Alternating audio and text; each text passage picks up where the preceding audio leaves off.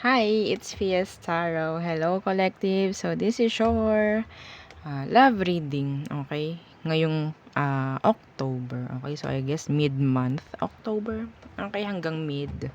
So, yeah. Before tayo mag-start, kung hindi ka pa nakakapag-subscribe, please do subscribe and hit the notification bell para lagi po tayo maging updated sa mga mangyayari pa lang. Okay? And yes, don't forget na mag-follow sa atin pong FB page. And kung meron pong tanong pagdating sa private reading, message lang po tayo sa atin pong FB page for more info.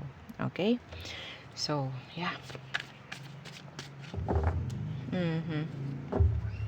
Okay.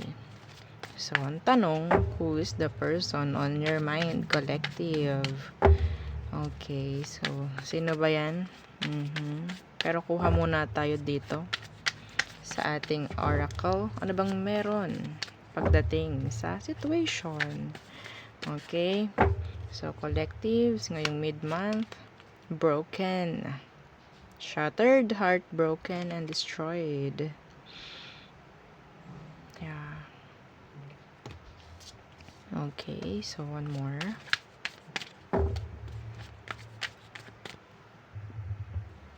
Okay. Collectives. One more, please. Shocking. Turmoil, trouble, unexpected.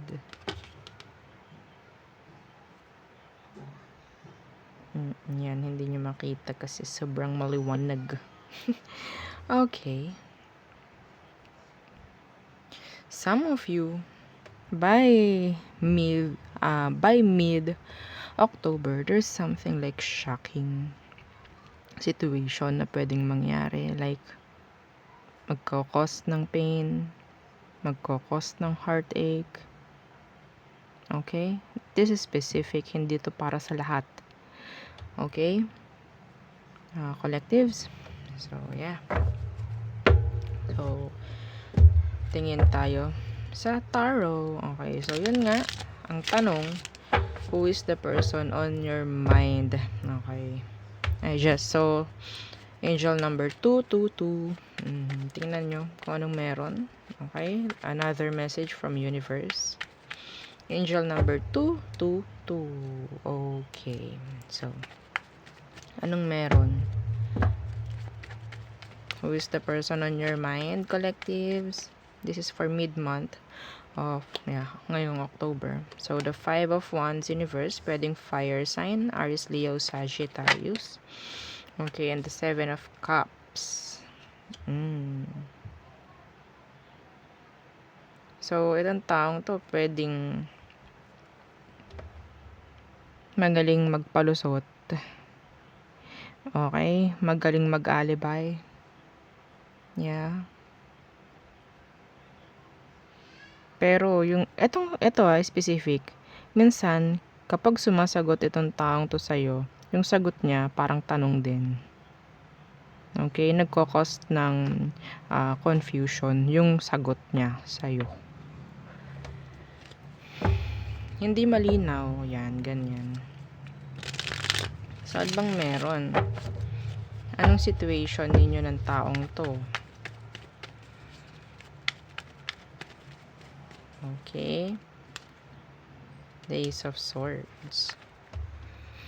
Okay. The Ace of Swords. So, this is something like a connection. Some of you, this is may legal situation. The High Priestess. Okay. So, pwedeng may malaman. Okay, sa situation nyo ngayon. Like, pwedeng meron ding gustong malaman. Kaso yun nga, hindi maibigay-bigay. Okay, the Sun. Some of you, pwedeng mangyari ito, like masagot yung mga tanong ninyo, magkaroon ng kalinawan itong situation ninyo, kung magulo man. Okay? Ngayong mid-month ng October. Okay? Some of you, meron kayong nalaman or meron kayong malalaman. Ano bang emosyon niya? Okay, anong emosyon ng taong to pagdating sa'yo? Some of you, option ka niya. Didiretsuhin kita. Some of you, ikaw yung option ng taong to. Anong emosyon niya sa'yo, collectives? The Wheel of Fortune.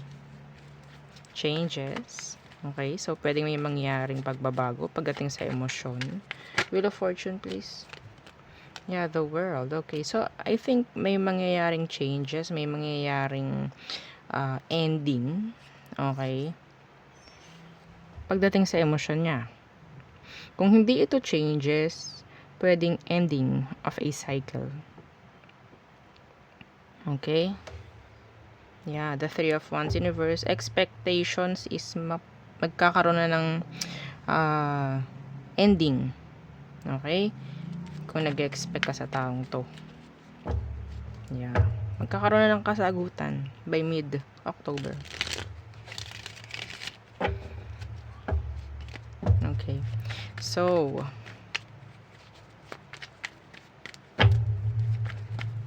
anong emosyon mo para sa kanya? Collectives.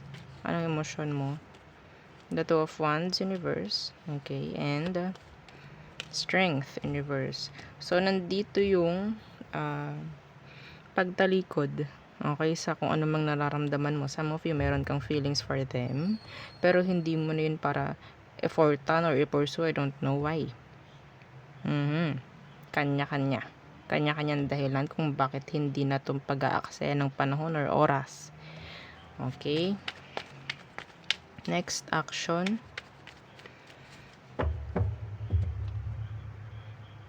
Okay, hang on. Wait, okay, so sige, continue na lang tayo. May mga messages lang akong nakikita. Okay.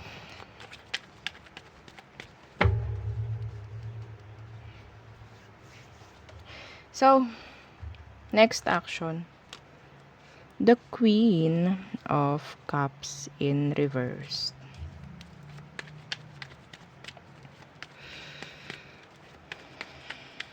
Queen of Cups in reverse. And the King of Coins. Okay, so next action ng taong ito siguro bigyan ka ng clarity, no? Kasi ang nakikita ko dito is pwedeng kung tinalikuran mo, tatalikuran ka na rin. I think this is like a closure or separation na pwedeng mangyari this October, mid-month of October. No? So, broken and shocking. Iba sa inyo, may malalaman na katotohanan by sa kalagitnaan, no, ng ating buwan. Okay, the King of Coins universe, the Queen of Cups universe, pagbaliktad to pag-alis, paglayo. Okay, hindi paggawa ng mga responsibilities, hindi pagbibigay ng emosyon. Okay, anong outcome? Anong outcome? Yeah, the Hanged Man and the Tower in reverse. The Four of Swords. Okay, so I think this is closure. Kung sino man tong taong nagkakos ng ache, ng pain, okay, sa'yo, pwedeng makatanggap ka ng message from them. Okay? If there's separation here, kung may confusion na ibinibigay sa'yo itong taong to, may bibigyan ka na niya ng kalinawan ngayong buwan. Okay? So, nakakita ko rito ng ending, a closure.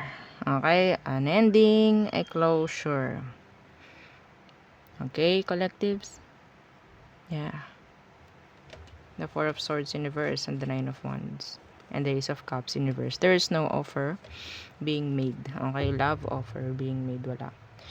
Okay, so walang tatanggap, walang magbibigay ng love offer. So, I think this is ending, this is closure, this is finito. Okay. So, yeah. So, tayo tumungo sa all signs. Okay, iba rito, talagang hindi nyo asahan to na okay, this is enough. Parang ganun. So, tumungo tayo kay Aries through Pisces. Okay. Aries. So, I think palagi kang iniisip nito ni Aries, napapanaginipan ka, parang gustong makipagayos. Taurus, wanting to reconnect, I guess, and there's regrets sa parte nila. Gemini, okay, so si Gemini, walang pag-asa dito. Walang growth, okay? Walang improvement. Cancer, okay, so si Cancer, I guess, moving on, moving away, and being happy. Okay, next. Leo, okay. So, there's confusion.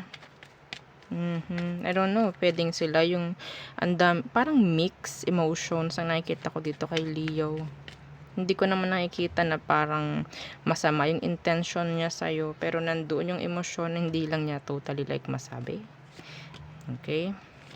Virgo.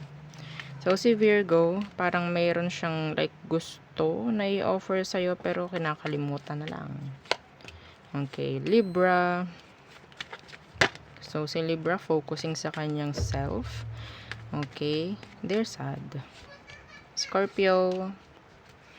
Okay. So, si Scorpio, I think makakuha ka ng closure from this Scorpio. Sagittarius. Okay. They want to commit. They want a repeat. Kaso yun nga lang, that's a cycle. Okay? Commitments. Capricorns, avoiding you. They're not available emotionally. Aquarius, so detached and cold. Ayaw nila ng gulo, ayaw nila ng drama, ayaw nila ng problem. Okay, Pisces.